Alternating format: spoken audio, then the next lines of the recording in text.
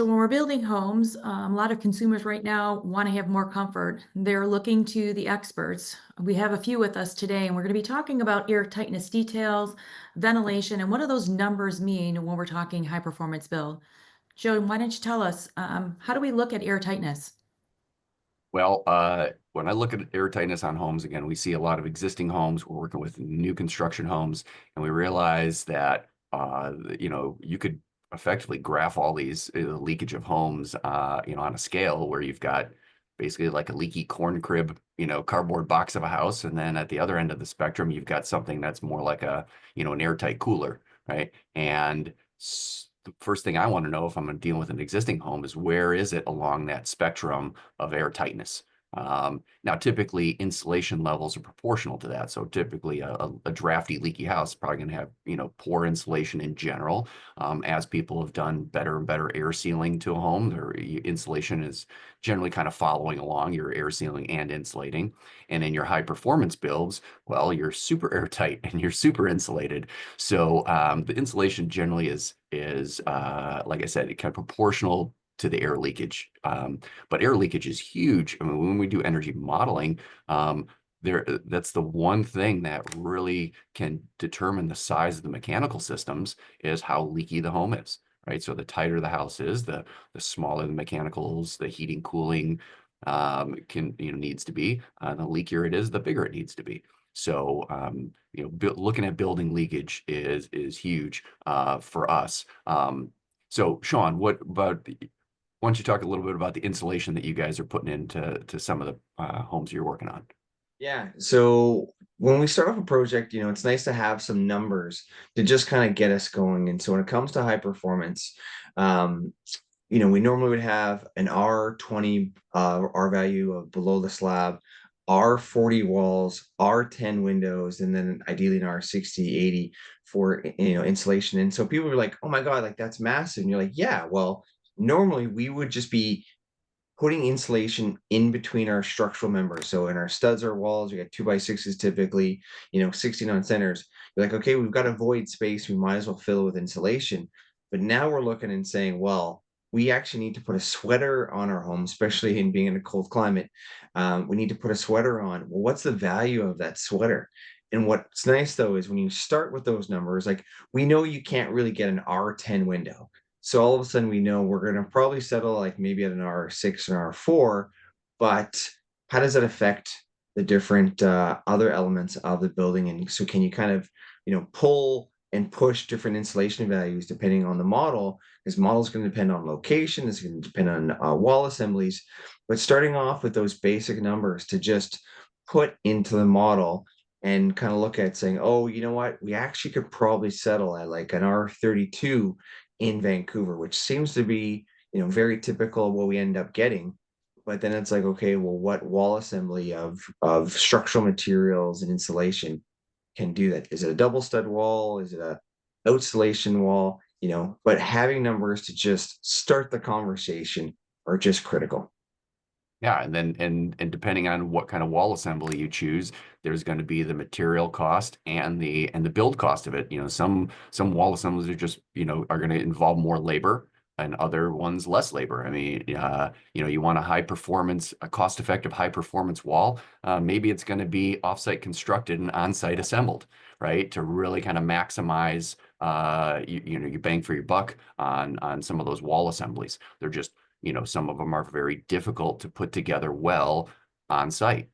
So an offsite, component might be, important way to make that cost effective, and to basically make and for quality control, right? Yeah. That's a huge thing. I mean, we can have, pie in the sky ideas about the wall assemblies we're going to build, but when you mix that with, the fact that everything's got to be built upright, as far as walls are concerned, out in the rain and snow and wind and weather, then you start to realize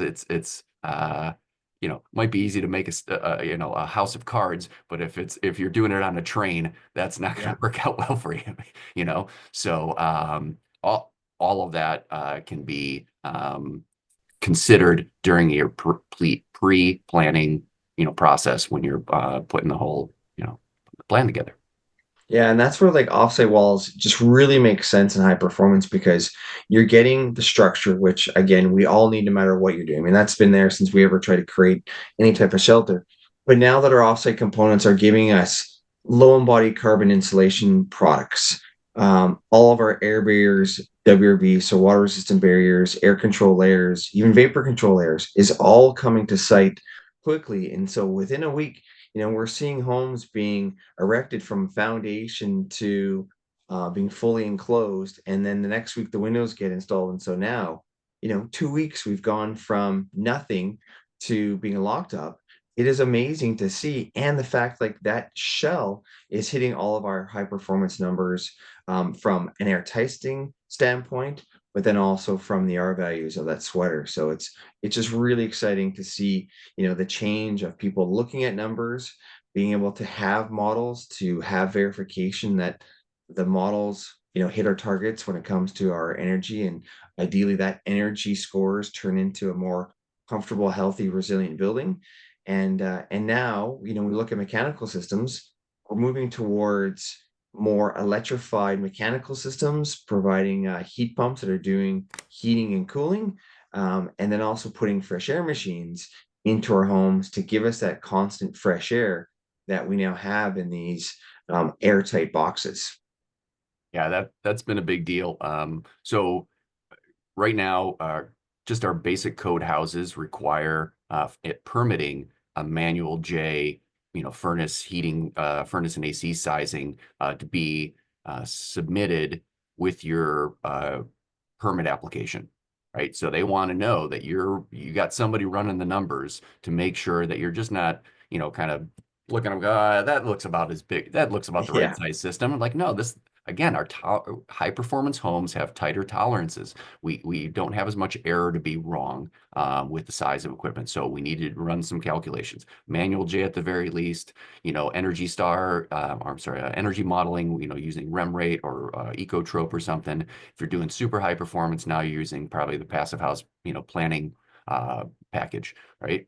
Maybe a Woofy energy model as well. All of those are looking at the home slightly differently, but they're all energy models and they're all going to tell you what the heat loss and heat gain profile of that home is, so that you can size the mechanical systems exactly right, right? We want to Goldilocks this thing, man. Not too big, not too small, just right, right?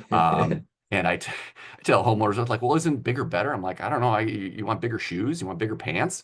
Like, no, man, I need the right size stuff for this building, right? So, and I can only do that when I start running some numbers. And the mechanical ventilation part of it is a new and big deal, right?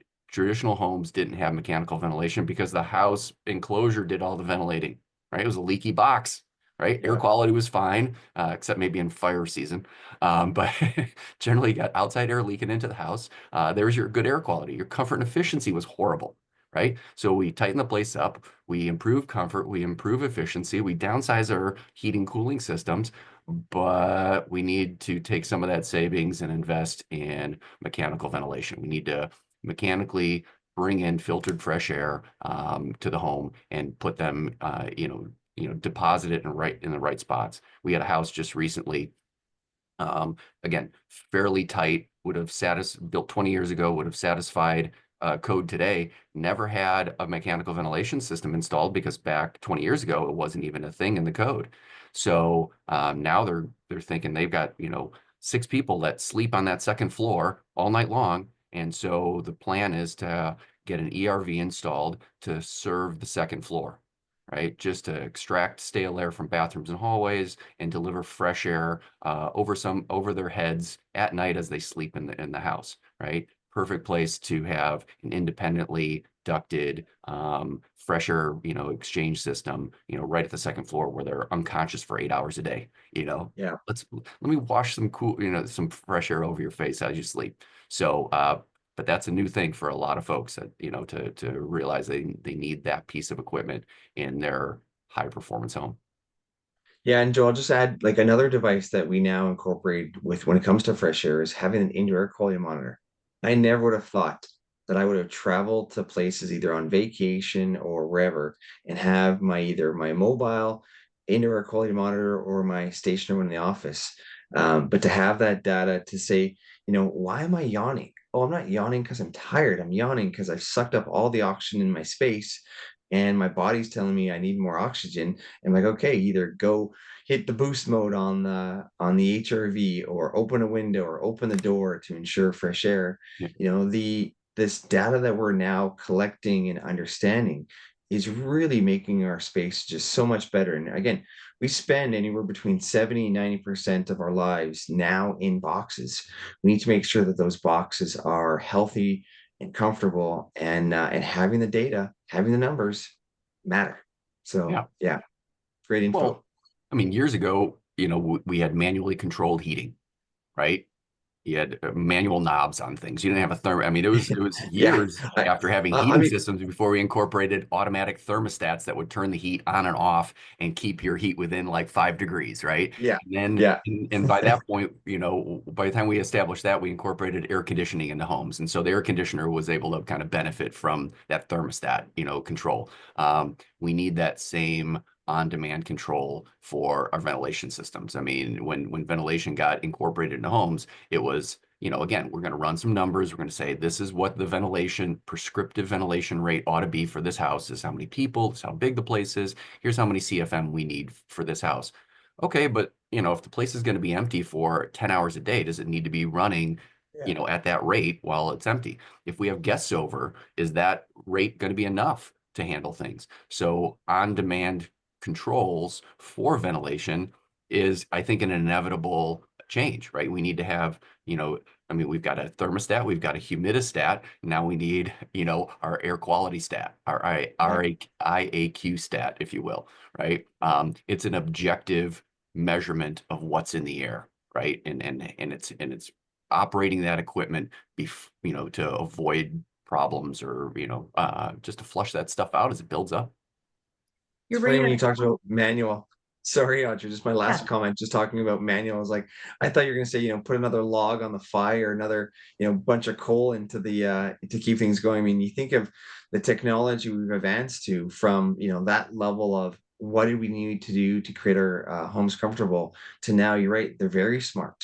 And but understanding that the numbers we need to keep at is really important to ensure we've got the right, heating equipment, sweaters, all of those numbers matter. And now we have data to prove how we can create these comfortable, healthy spaces. You're bringing up such a good point, and I love, Sean, like you were talking about yawning and not having enough fresh air. When you're in your home and let's just say your hands and your feet are cold, there's something that's going on. I mean, these are just common things that if you just approach, how are you feeling in your home? I think the answers start going there. And, you want to have the Goldilocks of the home, the thing that works just right. I have to say, Joe, that is one of my favorites. Very good. And for all of those that don't know, if you go to Offsite Dirt and About Us page, we have many of these experts. We were talking about insulated panel wall systems. Be Public Prefab, Edie Dillman is on our team. You can actually have that conversation with her. We've got so many people on our team that are willing to have conversations and seeing how they can help you. So make sure to go to Offsite Dirt, go to our About Us page. We've got 15 experts, all in different industries, all in different topics. So that's a really good resource for you as well. Thank you, Joe. Thank you, Sean. I love that we're talking air tightness. It's a super important, valuable way to live healthy. And that's one of the things that we want to do. So thank you for being here, you guys. Thanks, Audrey. Thank you. And that's the dirt on Offsite Dirt.